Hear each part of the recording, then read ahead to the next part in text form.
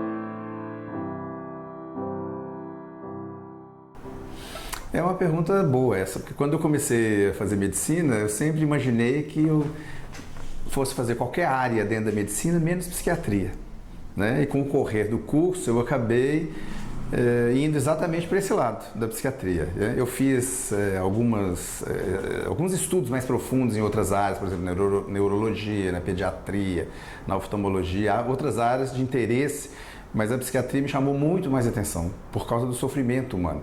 Eu acho que o sofrimento nesse aspecto, né, mental, me chamava muito a atenção. Nem sempre vários e vários pacientes que a gente via com quadros clínicos, né, ou seja, orgânicos bastante parecidos, eles tinham evoluções diferentes. Alguns evoluíam muito bem, outros evoluíam muito mal. E tecnicamente era para eles evoluírem de forma igual, porque os quadros eram muito semelhantes. Então, na verdade, eu comecei a perceber que o lado espiritual tinha um peso muito grande. E eu já era espírita. As pessoas geralmente perguntam para mim, você é um médico espírita? Eu costumo dizer que não, eu sou um espírita médico, né? O peso da questão espiritual para mim sempre foi muito importante. Desde pequeno eu sempre me interessei pelas questões espirituais, pelo sofrimento humano, pela dor humana, nesse aspecto psíquico. Então a psiquiatria acabou me puxando de uma forma muito mais eficaz do que as outras especialidades médicas.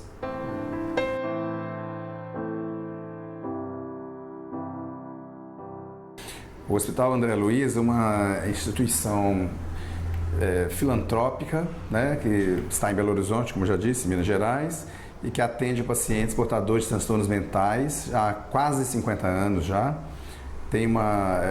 É um hospital grande, né, dentro da cidade, tem uma importância grande e faz um trabalho paralelo, além do trabalho médico, né, psiquiátrico específico, atendimento médico específico, tem um atendimento paralelo espiritual, que é feito baseado, né, na doutrina espírita.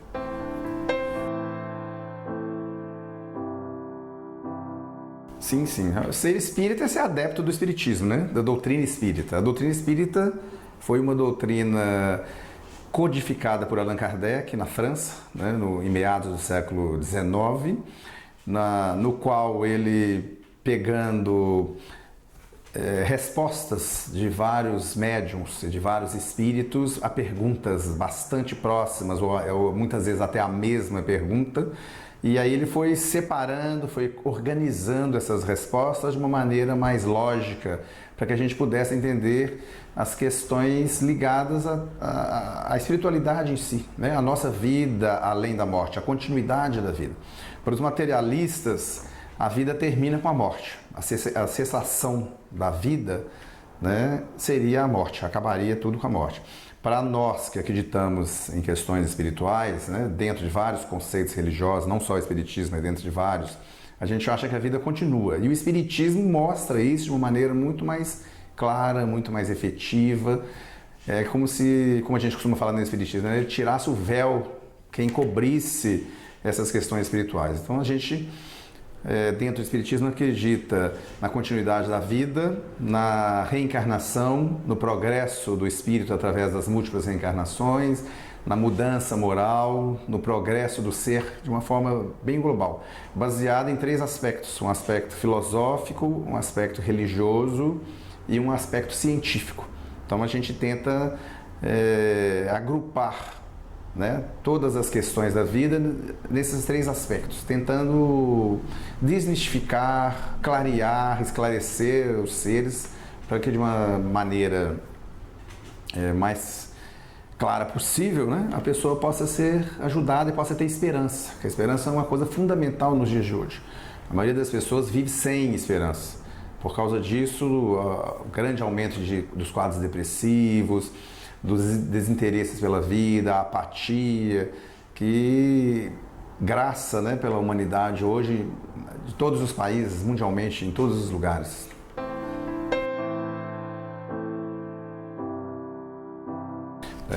O suicídio é um dos dramas da humanidade. Daí para a gente espírita, mais ainda. Porque, na verdade, quando o ser perde toda a esperança, acha que não tem saída, que não tem solução para os seus problemas, que são muito variáveis, né? As pessoas às vezes se matam por questões muito complexas, mas às vezes se matam por questões banais. E o que move a isso, de maneira geral, é exatamente a perda de esperança. A perda de esperança na continuidade da vida, numa uma continuidade, né, mesmo dos seus desejos, de progresso, de continuidade específica.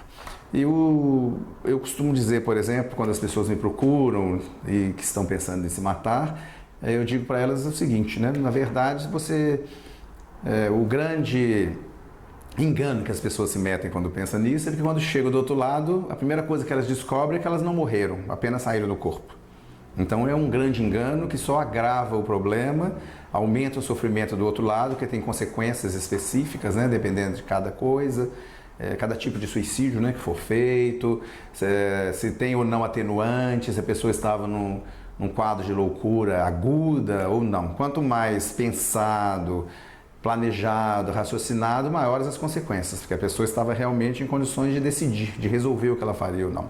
Mas é um grande drama da humanidade, em todos os países, em todos os lugares, né? Alguns muito frequentes, né? No norte da Europa, por exemplo, no Japão, que tem grandes índices de suicídio.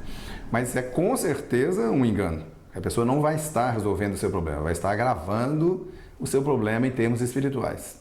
Porque ela caracteriza, né? O suicídio caracteriza basicamente uma revolta contra Deus, contra a vida que Deus nos deu. E a proposição de Deus, a proposição de Jesus, do Evangelho, é que a gente encontre soluções através da calma, da paciência, da resignação, e que a gente aos poucos vai encontrando saídas, porque todo mundo encontra. Em momentos de desespero, a pessoa não acha saída. Se ela se acalmar, se ela serenar, se ela fizer uma prece, buscar ajuda, conversar com alguém, aliviar o seu problema, ela vai ver que tem saída, tem solução.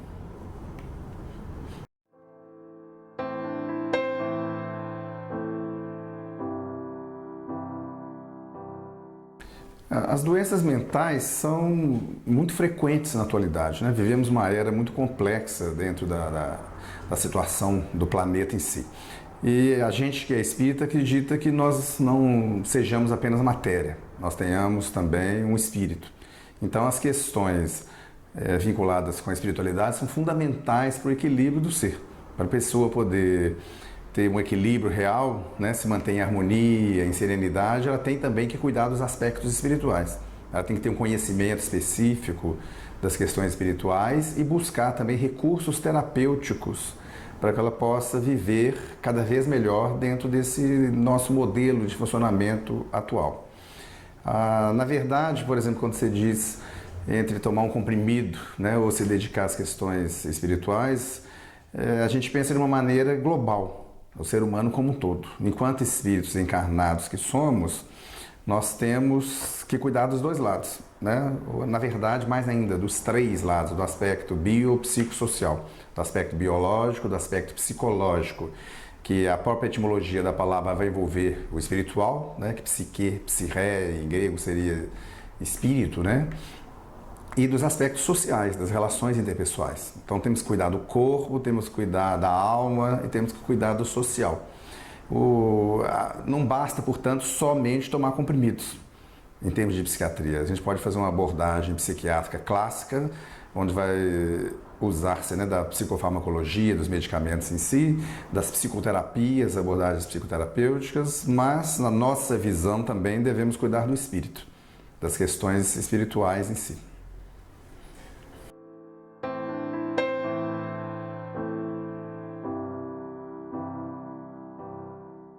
Como você disse, as doenças são muito variadas, né? É um espectro de doenças, são um contínuo, né?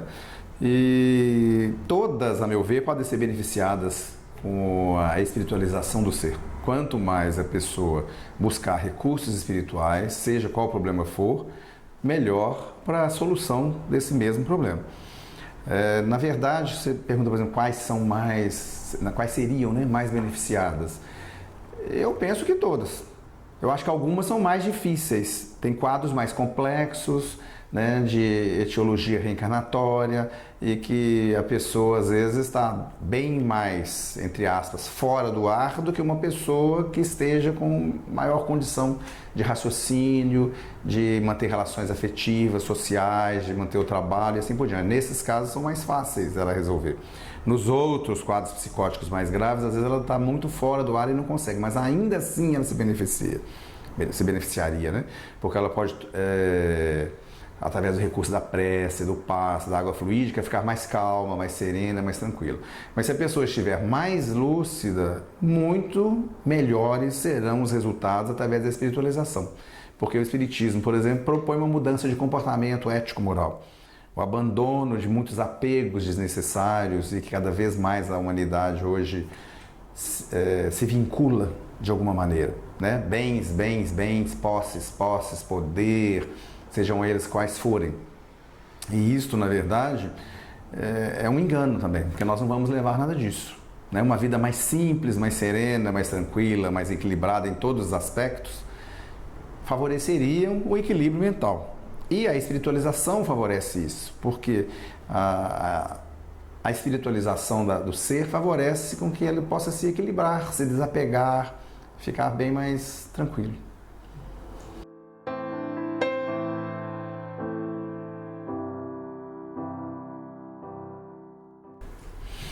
É uma questão de valores, é aquilo que eu estava dizendo. A espiritualização implica em mudança de valores e mudança de comportamento ético-moral.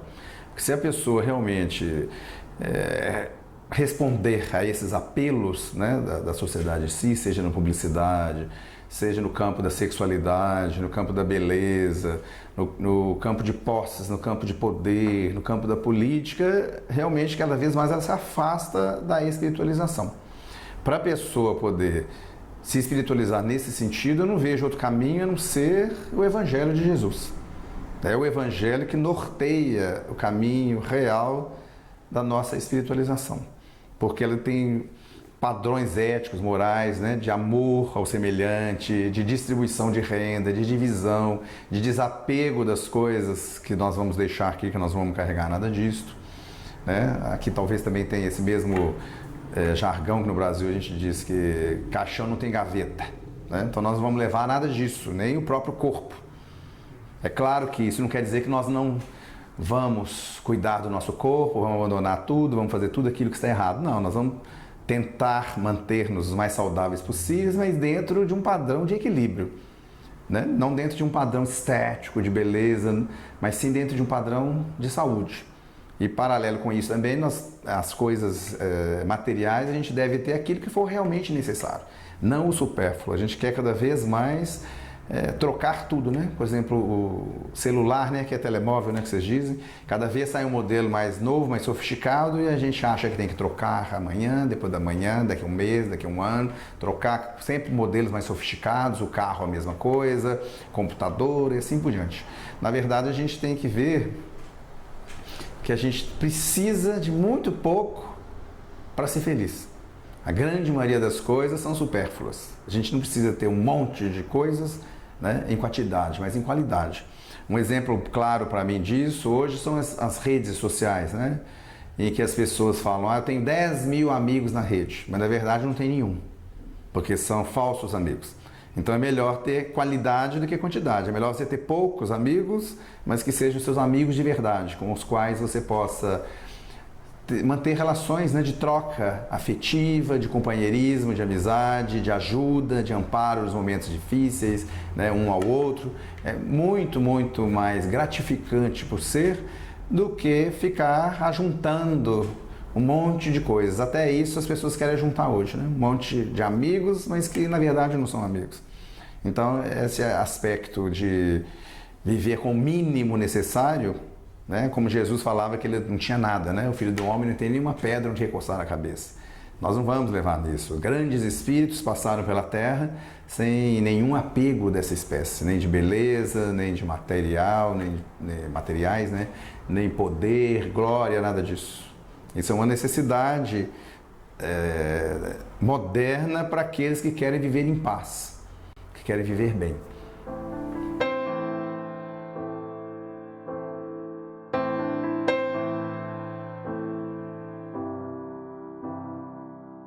Sim, eu participo. Eu participo especificamente de um grupo de estudos a gente fala bíblico-evangélico, né? O predomínio real é no Segundo Testamento, no Novo Testamento, né? No Evangelho de Jesus, mas a gente também volta no Antigo, no Primeiro Testamento, para fazer as comparações, para entender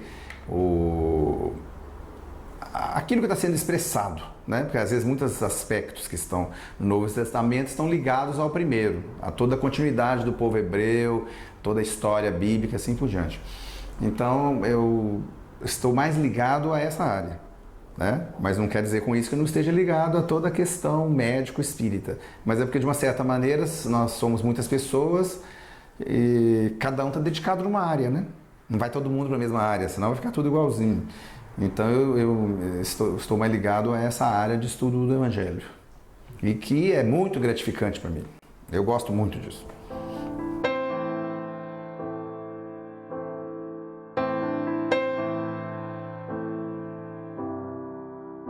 Essa é uma pergunta frequente, bastante frequente no meio espírita, quando eu vou falar e tudo. As pessoas querendo, na verdade, em termos técnicos, se a gente fosse falar, seria um diagnóstico diferencial entre doença mental, principalmente esquizofrenia, né, porque é uma doença mais grave, mais séria, com delírios, alucinações, alterações de senso-percepção, e a mediunidade. A grande diferença entre os dois, na verdade, é o tipo de sofrimento, porque uma mediunidade desequilibrada também pode levar ao sofrimento.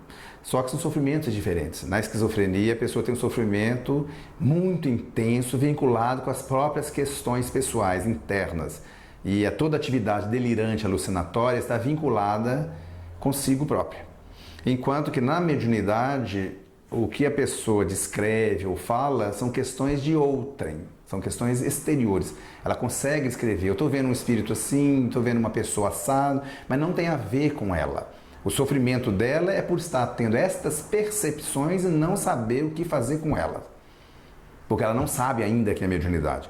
Na grande maioria das vezes, a mediunidade desequilibrada, a pessoa ainda não sabe que é médium. Quando ela é orientada, quando ela passa a saber, quando ela é encaminhada para o estudo da mediunidade, do evangelho, para ir mudando o seu comportamento, porque a mediunidade desequilibrada também aparece por causa do comportamento. Se a pessoa for um espírito puro, ela não vai ser desequilibrada, né? Então ela vai aprender isso com o tempo. Enquanto que no esquizofrênico, no doente mental grave, num quadro psicótico grave, aquilo não vai melhorar indo para a reunião mediúnica, não vai. As pessoas acham, põe todo mundo na mesa mediúnica e vai tudo resolver. Não vai. É falso isso, não é um pensamento correto. Assim como também um médium desequilibrado não deve ir para a mesa mediúnica no princípio. Só quando ele estudar, quando ele for acalmando, melhorando, começar a ter autocontrole do próprio processo, é que ele pode ir para a mesa, né, fazer o trabalho mediúnico em si. Porque ele vai fazer um tipo de trabalho, mas é um trabalho de estudo, de desenvolvimento, de aprendizado inicialmente. Porque senão não daria certo. Enquanto que o outro não adianta você levar o esquizofrênico para a mesa mediúnica, que ele não vai curar, não vai resolver o problema. São quadros muito graves de passado, normalmente envolvendo suicídio, homicídio, quadros muito mais pesados, né? Com processos obsessivos intensos, que a própria reencarnação é uma reencarnação de expiação, de catarse, né? De colocar aquilo para fora. Enquanto que o médium não, ele vai conseguir se equilibrar. Um médico que não tem esse conhecimento, ele pode sim se enganar. Mas até isso vai ficar claro com o tempo.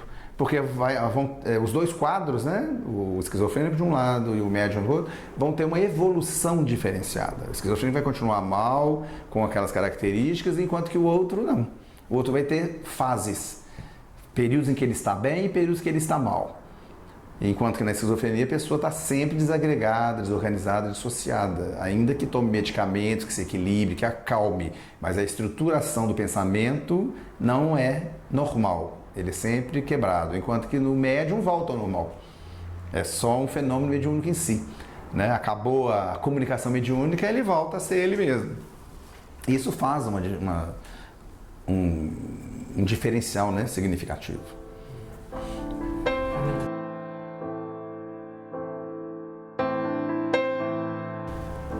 Eu gostaria de deixar a mensagem exatamente do Evangelho. Que a pessoa buscasse, que todos nós buscássemos nos espiritualizarmos, buscássemos estudar cada vez mais o Evangelho de Jesus, a mudança de comportamento ético, moral, abandono de nossas mazelas morais, a busca da serenidade, do equilíbrio, da prece, porque isso sim vai fazer com que nos sintamos bem, que possamos viver em paz. A sociedade busca a felicidade eterna, a felicidade na Terra não existe. Nós temos momentos felizes e momentos tristes. Todo mundo tem isso no atual, no nível de evolução do planeta Terra. Na verdade, o que nós precisamos é de paz. Paz é conseguir ficar bem apesar das adversidades da vida. E ficar bem também nos momentos felizes. Sereno, tranquilo, sem exageros, né? Nem para um lado nem para o outro. A gente tem tendência a exagerar. Ou está tudo ótimo, maravilhoso, ou está tudo péssimo, horrível. O humano tem tendência a fazer isso, e isso não é uma situação de equilíbrio. A gente tem que aprender a viver bem diante de quaisquer situações que nos apareçam. É a mensagem que eu quero deixar.